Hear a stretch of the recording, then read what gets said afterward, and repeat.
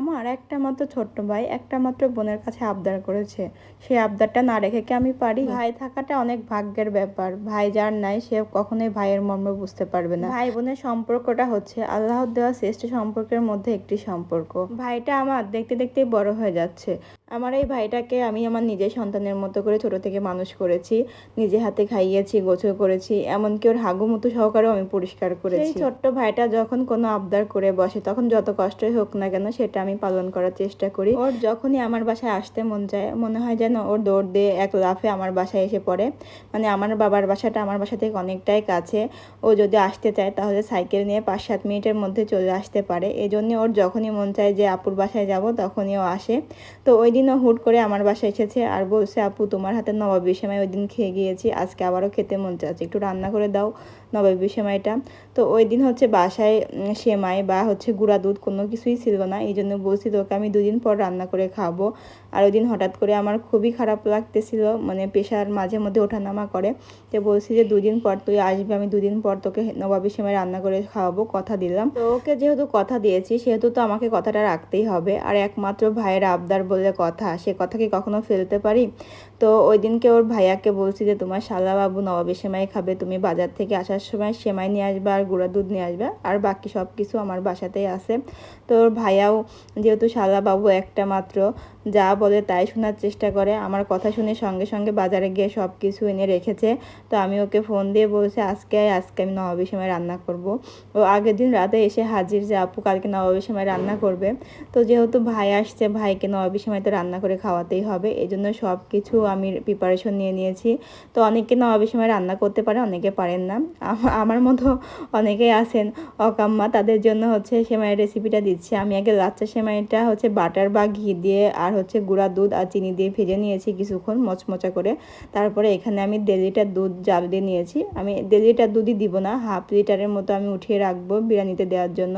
তো দুধটা একটু ঘন করে জাল দেওয়ার পরে আমি বাকি সব উপকরণ মিক্সড করব। এখানে আমি হচ্ছে গরুর মাংসটা কেটে নিচ্ছি। ভাইকে শুধু তো সেমাই খেতে দেওয়া যাবে না, এই জন্য আমি ভোরে উঠেই মাংস ভিজিয়ে রেখেছিলাম। আর যেহেতু ছোট্ট বাবুকে নিয়ে আমাকে একা একা কাজ করতে হয়, এই জন্য বাবু যখন ঘুমাচ্ছে তখন টুকটুক করে এসে কাজ করছি, আবার যখন বাবু জেগে উঠছে বাবুকে সময় দেওয়ার চেষ্টা করতেছি।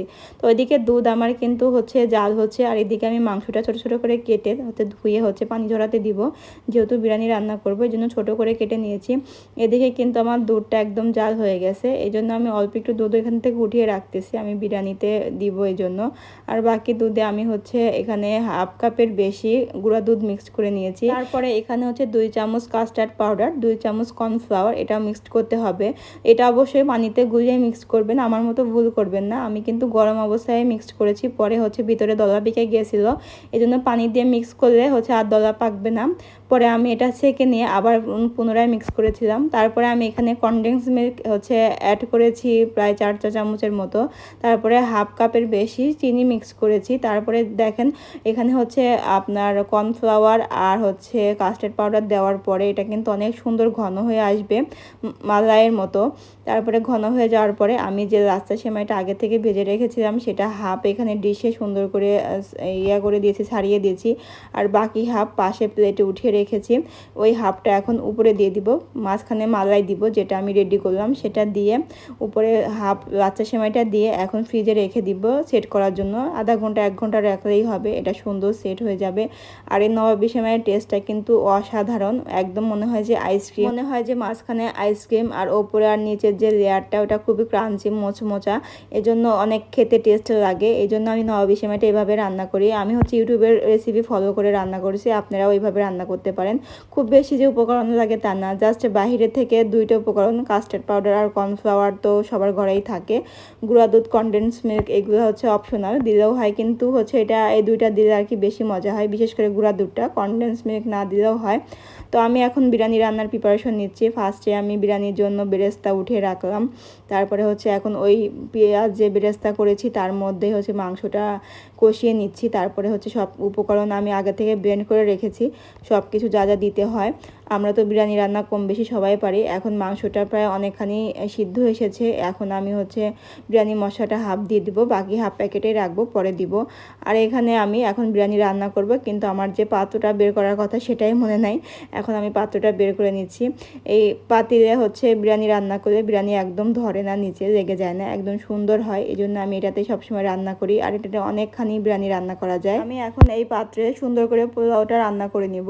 পোলাওটা রান্না করার পরে মাংস অ্যাড করব। এই পাতিলে হচ্ছে পোলাও রান্না করার একটাই সুবিধা, এখানে হচ্ছে নিচে একদম লেগে যায় না, দলা পেকে যায় না বা পুড়ে যায় না, খুবই সুন্দর হয়। তো আমার পোলাও রান্না কিন্তু শেষ। এখন আমি মাংসটা অ্যাড করে নিব। আমি কিন্তু মাংসটা পরে কড়াই থেকে হচ্ছে এই যে প্রেসার কুকারে হচ্ছে সেট করে নিয়েছিলাম, 2 সিটি দিয়ে নিয়েছি। এতে হয় কি সিদ্ধ হয় সুন্দর আর তাড়াতাড়ি হয়ে যায়। আমার যেহেতু বাবুকে নিয়ে তাড়াতাড়ি রান্না করতে হবে, টেস্টটা কিন্তু সেম থাকে, বরঞ্চ মাংসটা আরও সুন্দর সিদ্ধ হয়ে যায়। তো এখন আমার হচ্ছে মাংস মিশিয়ে দিয়েছি। এখন যে আমি বিরিয়ানির মশলাটা অবশিষ্ট রেখেছিলাম সেটা এখন মিশিয়ে দিলাম, এতে ফ্লেভারটা সুন্দর আসবে বিরিয়ানির। তো এখন আমি হচ্ছে পেঁয়াজ বেরেস্তা দিব, আর উপরে হচ্ছে গুঁড়া দুধ দিব, আর একটু ঘি দিব 2 চামচ। দেওয়ার পরে এটা আমি নেড়ে ছেড়ে 5-10 মিনিটের মতো চুলায় রেখে দেবো। আমার বিরিয়ানি রান্নাটা কিন্তু একদম হয়ে যাবে। আমি খুব বেশি যে ভালো রান্না করতে পারি তা না, আমি যেরকম পারি সেরকমই আপনাদের সঙ্গে শেয়ার করার চেষ্টা করেছি। আর এখন সবাই মিলে নিচে বসে খাবো, কেউ ডাইনিং টেবিলে খাবে না, বলছি যে ডাইনিং টেবিল অনেক গরম, এসি রুমে বসে আরামে হাওয়া খেতে খেতে খাবো। তো সঙ্গে আমার মামাতো বোনও আছে, আমাদের সঙ্গে জয়েন হয়েছে। তো ও হচ্ছে ভাইয়ার কাছে পড়তে আসে। তো আমি যেদিন একটু ভালো মন্দ রান্না করার চেষ্টা করি ওকে সঙ্গে নিয়ে খাই, যেহেতু ছোট বোন, সেও তো আমার ছোট বোন, একমাত্র বোনের মতোই হয়। যেহেতু আমার কোনো ছোট বোন নাই, আমার যদি বোন থাকতো আমি অনেক আদর করতাম, ওদেরকেই আমি আদর করি নিজের বোন হিসাবে।